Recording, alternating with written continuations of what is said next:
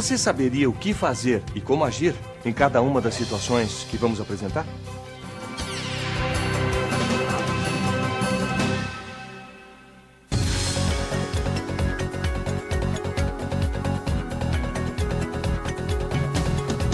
Antônio quer atingir a meta da venda de determinado produto. Mas o perfil de seu cliente indica que esta não é a melhor opção para atender às suas necessidades. Antônio precisa decidir o que oferecer ao cliente.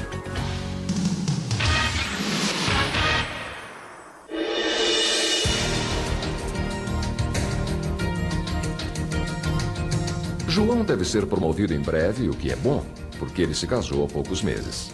Sua mulher é jornalista do principal jornal da cidade. João acaba de receber uma informação privilegiada de um cliente que ocupa uma posição estratégica em uma grande empresa. Ele está pensando se pode contar o que sabe a alguém.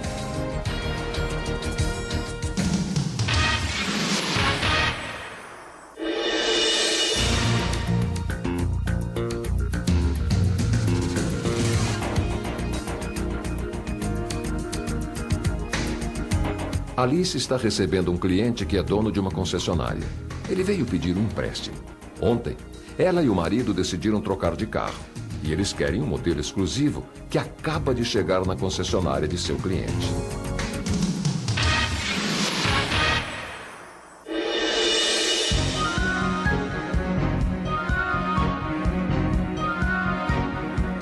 Thalita descobriu que um fornecedor que trabalha em regime de exclusividade para a organização fechou o negócio com um grande concorrente.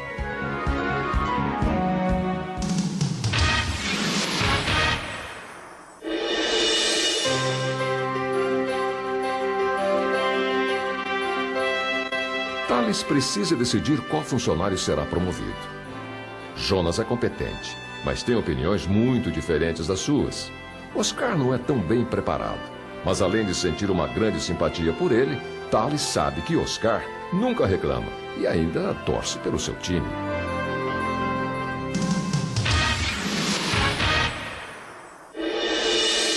Mariana está concluindo sua tese na faculdade de administração. Ela sabe que informações extraídas via internet são públicas, mas tem um amplo conhecimento sobre a organização e acesso a muitas informações em outras mídias, que poderiam ser úteis a este trabalho.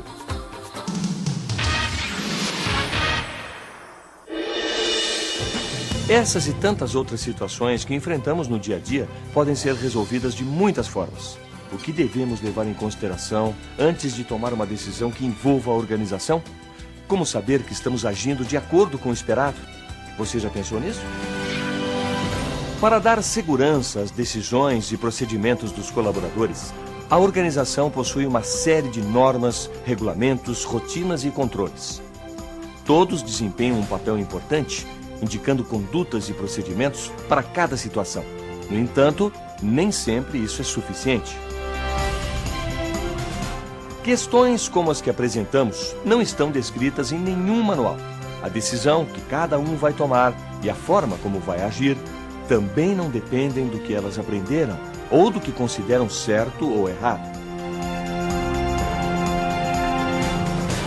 O que há de comum em todos os momentos retratados é que cada uma destas pessoas está representando a organização Bradesco. Por isso, sua decisão deve ser a decisão que o Bradesco tomaria, porque suas atitudes expressam a conduta, os procedimentos e os valores da organização. Afinal, o que faz do Bradesco o que ele é são os seus colaboradores. É por meio deles que a organização se estrutura e se expressa. Por isso, é essencial que cada um tenha consciência do seu papel e responsabilidade.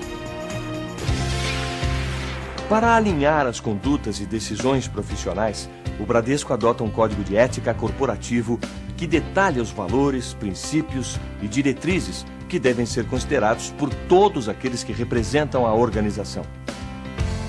Cada colaborador recebe uma cópia pessoal do código e assina um termo de responsabilidade e adesão, indicando que ele conhece, concorda e se compromete em utilizá-lo para guiar suas decisões e condutas que, de alguma forma, se relacionem com a organização. Os fornecedores do Bradesco assumem o mesmo compromisso no momento da contratação.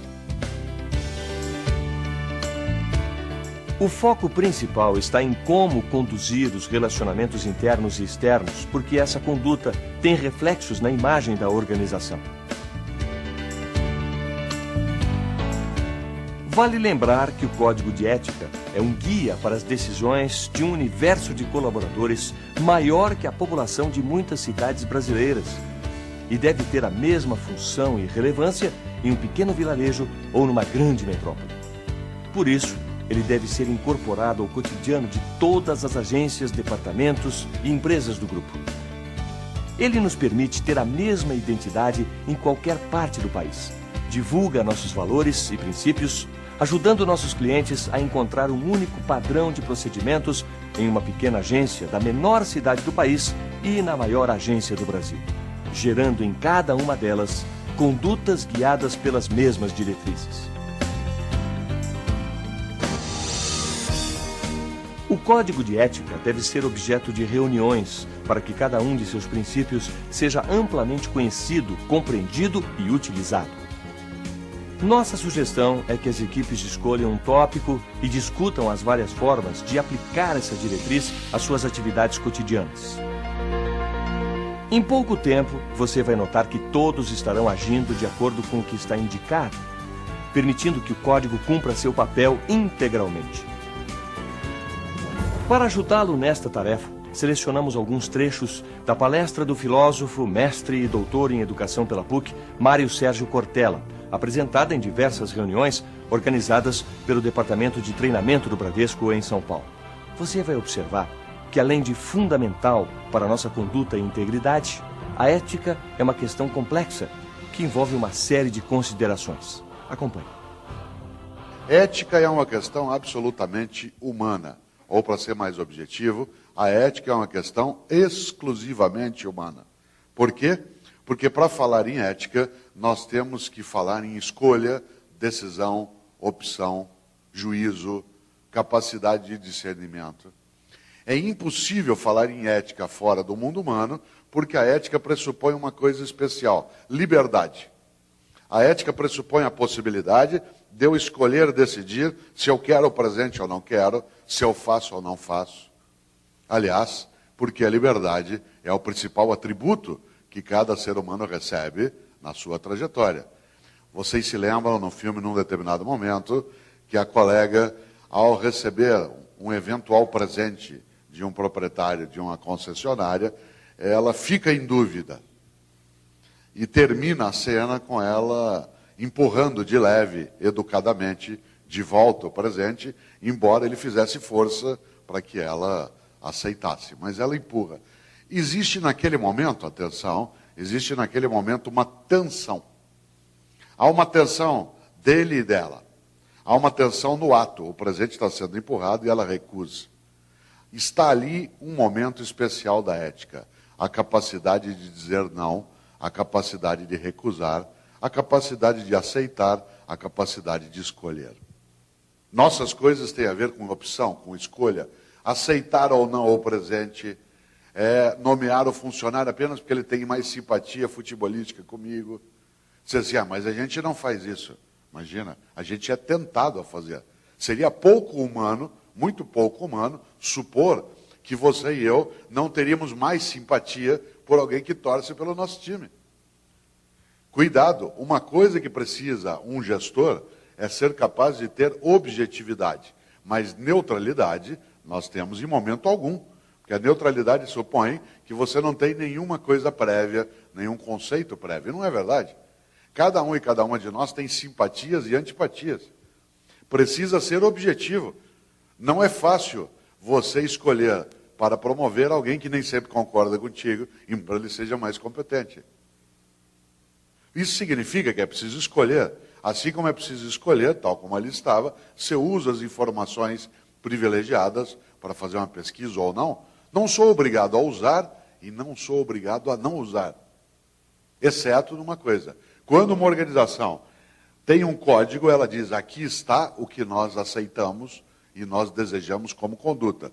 Em outras palavras, o que é que se está dizendo aqui? Atenção, não fazemos qualquer negócio. Não fazemos qualquer negócio. Aqui está o que a gente aceita fazer, deseja que se faça e recusa que seja feito. Você adere, como tudo na vida. Afinal de contas, nós temos, como eu dizia há pouco, uma característica essencial, que é exatamente a liberdade. Só quem pode dizer não pode dizer sim. E nós somos essencialmente livres, homens e mulheres, nas nossas coisas na vida. Claro, ser livre não significa que você seja soberano. Soberano seria fazer o que você quer o tempo todo do teu modo.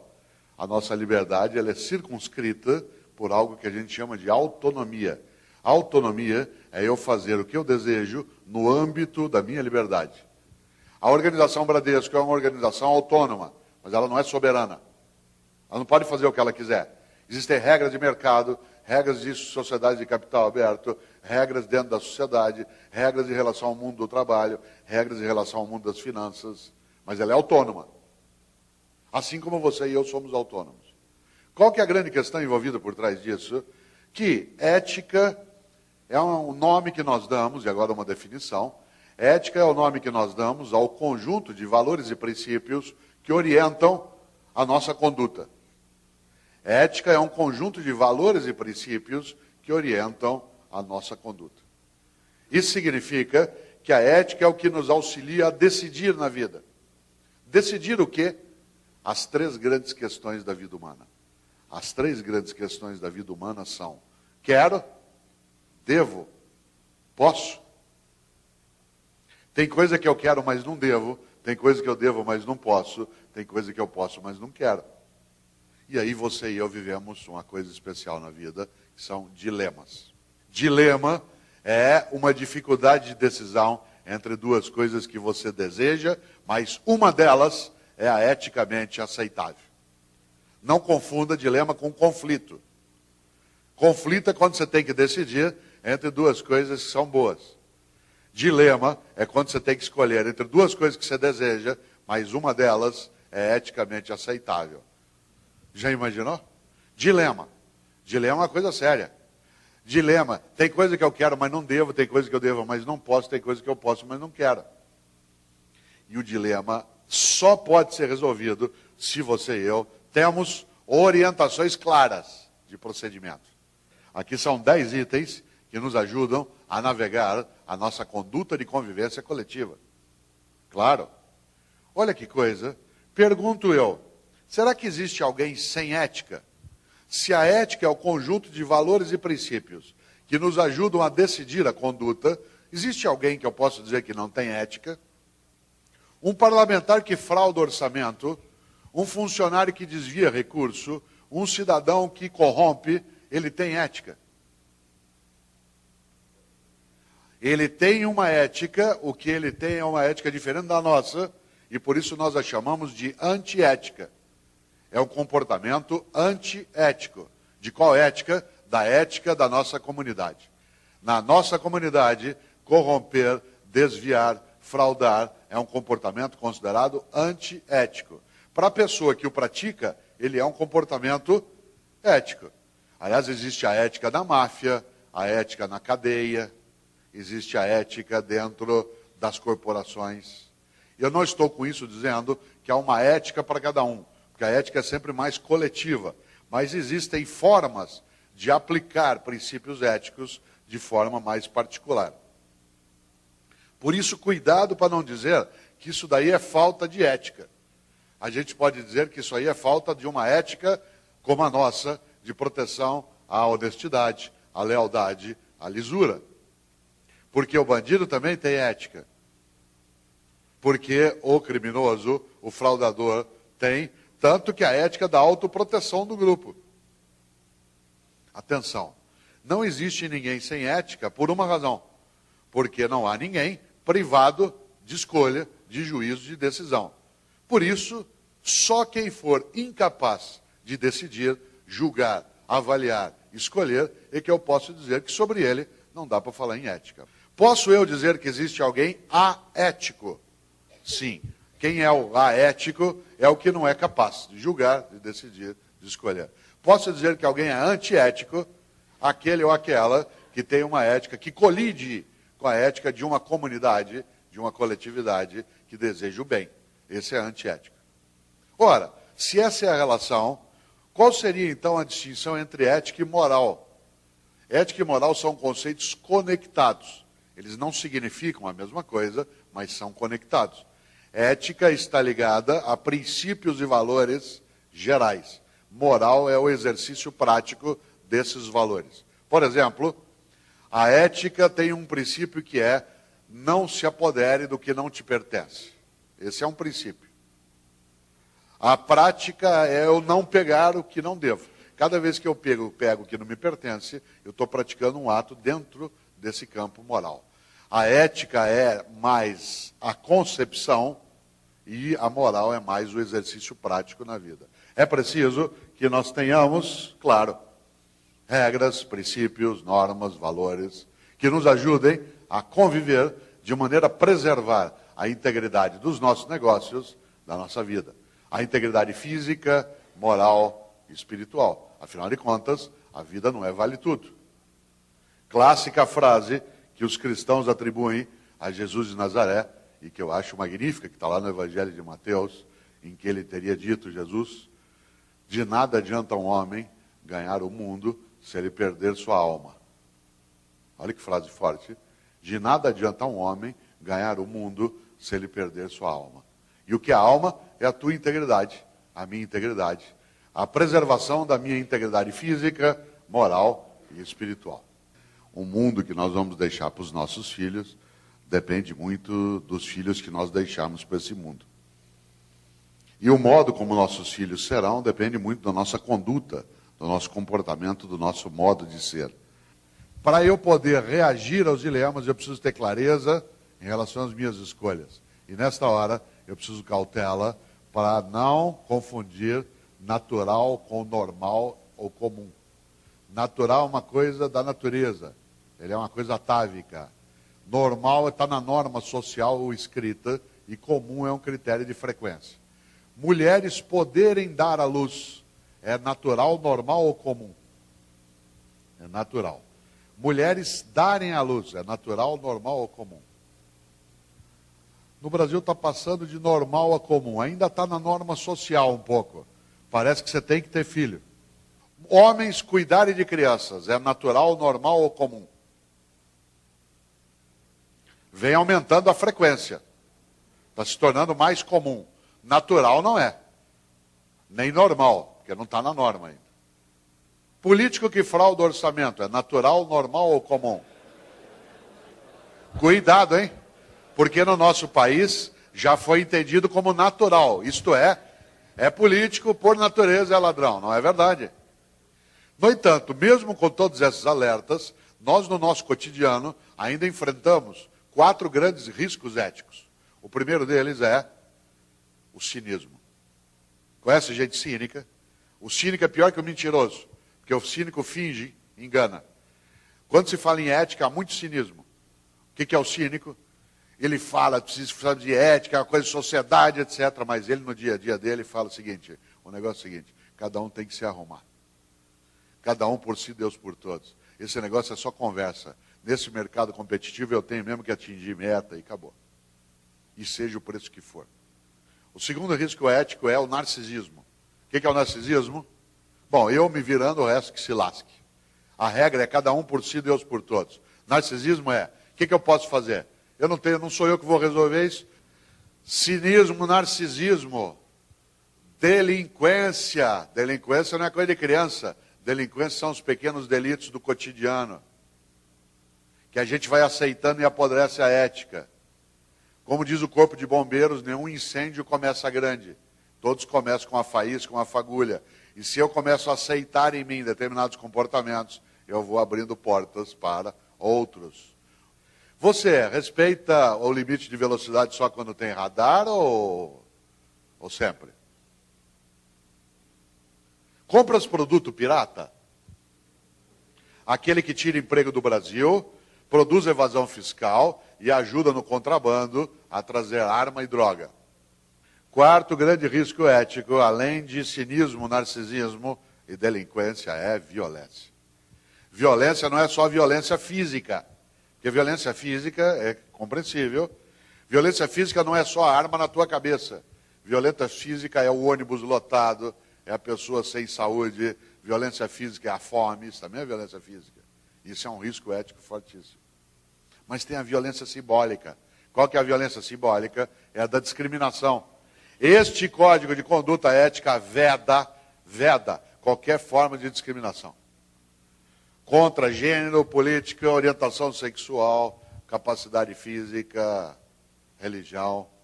Claro, nós somos humanos e humanas, convivendo. Mas o que é a violência simbólica? É aquele que não percebe as violências que carrega dentro disso e que às vezes tem na discriminação. Conhece? Por exemplo, discriminação porque a pessoa é de outro lugar. Qual é o nome que se dá em São Paulo ao trabalhador da construção civil, ao peão de obra? Baiano. E no Rio? Paraíba. Em Brasília, goiano. Ah, isso é coisa de Paraíba. Isso é uma violência. Cuidado. Isso é uma coisa forte. É preciso pensar nisso. Um código de ética e de conduta veda que se trate o outro como menos. E há duas coisas centrais para se preservar uma ética de respeito à vida, aos negócios e à nossa capacidade coletiva. O primeiro delas é a sinceridade. Ética sem sinceridade não funciona. O que é uma pessoa sincera? É uma pessoa que não tem duas caras. É uma pessoa que não fala uma coisa e faz outra. O segundo grande valor que preserva a capacidade ética é exatamente a integridade. De nada adianta o homem ganhar o mundo se ele perder sua alma. Aliás, o grande político britânico do século XIX, ou de Israel, que foi primeiro-ministro da Rainha Vitória, tem uma frase que a gente não pode esquecer e que um dia eu ouvi de novo de uma pessoa lá no Tocantins. O de Israel dizia: a vida é muito curta para ser pequena.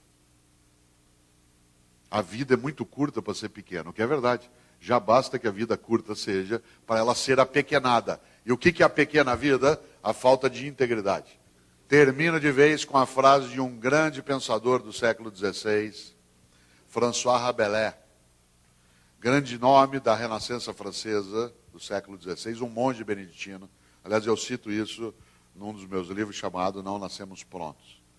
O Rabelais diz a seguinte frase, eu vou dizê-la duas vezes, para a gente não perder a força. Ele diz, e isso vale para a ética, para a vida e para a integridade, ele diz: conheço muitos que não puderam quando deviam, porque não quiseram quando podiam. Digo de novo, conheço muitos que não puderam quando deviam, porque não quiseram quando podiam. A gente quer, deve e pode. Façamos. Obrigado.